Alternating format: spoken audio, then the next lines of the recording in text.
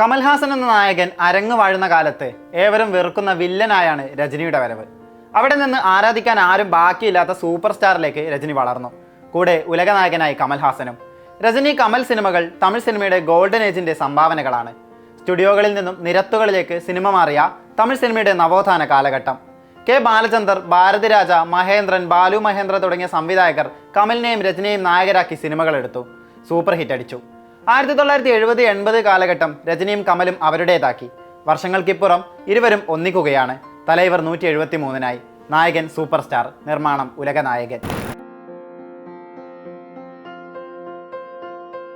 തമിഴ് സിനിമയുടെ പില്ലറുകൾ ഒരുമിക്കുന്നുവെന്ന വാർത്തയ്ക്ക് പിന്നാലെ സംവിധായകൻ ആരെന്ന ചോദ്യം പടർന്നിരുന്നു. ലോകേഷ് കനകരാജ്, നെൽസൺ, അറ്റ്ലി, അങ്ങനെ പേരുകൾ നീണ്ടുപോയി. ഒടുവിൽ സുന്ദർ സിക്ക് നറുക്കു വീണു. എന്നാൽ ദിവസങ്ങൾക്കകം അദ്ദേഹം സിനിമയിൽ നിന്ന് പിന്മാറി.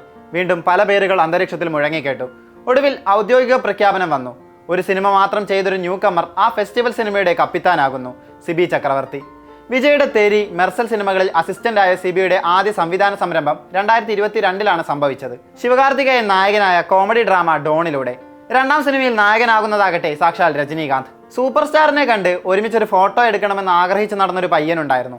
ആ പയ്യനെ സിനിമ എന്ന സ്വപ്നത്തിലേക്ക് കൈപിടിച്ച് നടത്തിയത് ആ ആഗ്രഹമായിരുന്നു. സ്വപ്നത്തിന് പിന്നാലെ പോയി അവൻ അത് നേടിയെടുത്തു. അടുത്ത ആഗ്രഹം തൻ്റെ സൂപ്പർ സ്റ്റാറിനെ ഡയറക്റ്റ് ചെയ്യണമെന്നതായിരുന്നു. അതിൻ്റെ അടുത്തുവരെ എത്തിയെങ്കിലും കൈവിട്ടുപോയി. എന്നെങ്കിലും അത് സംഭവിക്കുമെന്ന് അവൻ വിശ്വസിച്ചു. അങ്ങനെ ആ ദിവസം വന്നെത്തി. രജനീകാന്ത് സിനിമയുടെ സംവിധായകനാകുന്ന എക്സൈറ്റ്മെന്റ് സിബി ചക്രവർത്തിയുടെ വാക്കുകളിൽ തന്നെ വ്യക്തമാണ്. അയാൾ എത്രമാത്രം ഇതിനായി ആഗ്രഹിച്ചുവെന്ന് ഇതിലൂടെ മനസ്സിലാകും. സ്വപ്നങ്ങൾ സത്യമാകും, അത്ഭുതങ്ങൾ സംഭവിക്കും. തലൈവരുടെ വാക്കുകൾ തന്നെയാണ് സിബി ഓർക്കുന്നത്. ഈ സിനിമയ്ക്കായി തന്റെ 100% നൽകുമെന്നും അദ്ദേഹം കൂട്ടിച്ചേർക്കുന്നു. അനിരുദ്ധിന്റെ മ്യൂസിക്കിൽ രാജ്കമൽ ഫിലിംസ് ഇന്റർനാഷണലും ആർ മഹേന്ദ്രനും ചേർന്ന് നിർമ്മിക്കുന്ന സിനിമ 2027 പൊങ്കലിനാണ് തിയേറ്ററുകളിലെത്തുക. ഇക്കൊല്ലത്തെ പൊങ്കൽ ജനനായകന്റേതാണെങ്കിൽ അടുത്ത വർഷത്തേത് തലൈവർ ദർശനത്തിൻ്റെതാകുമെന്ന് സാരം.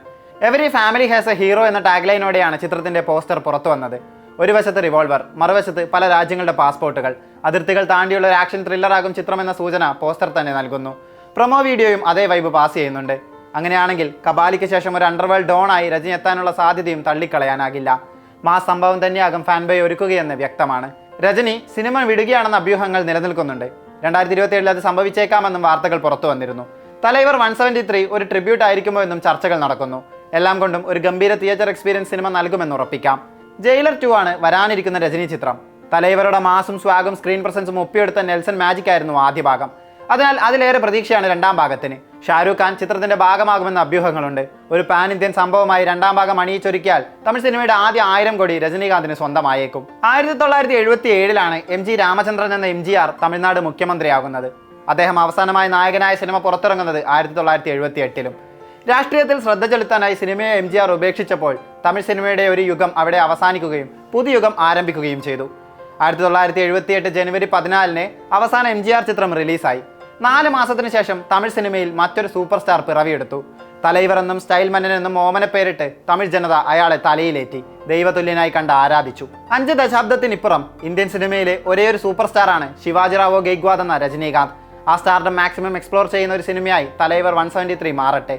തലൈവർ ദർശനം ഗംഭീരമാകട്ടെ.